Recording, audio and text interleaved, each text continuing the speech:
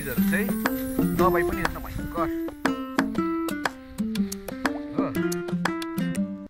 Hello everyone, welcome back to my channel.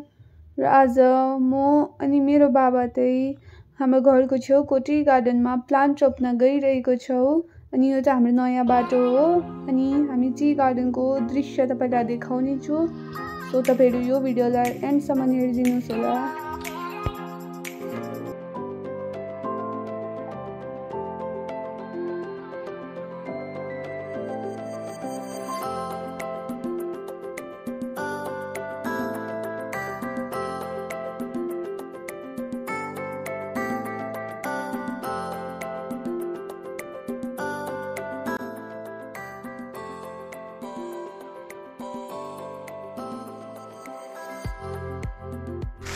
सिलगढीबाट लिएर रोप्नु लागि समस्या हो। यो चाहिँ अब 2-3 साल पछि चाहिँ यो मजाले फल्दियो भने चाहिँ नि के हुन्छ नि त, यसले तेरो मजाले दियो भने चाहिँ चराचुरुङ्गीलाई भयो हो। अन्त यो चिजहरू चाहिँ दबाई पनि हेर्न भयंकर हो।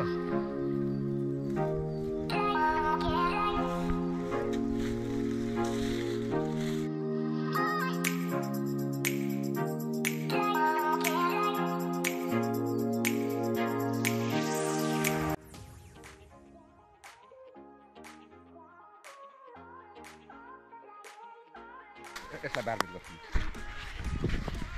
हामीले बाबाले पनि रोप्नुभयो अनि मैले पनि रोपिसकेँ।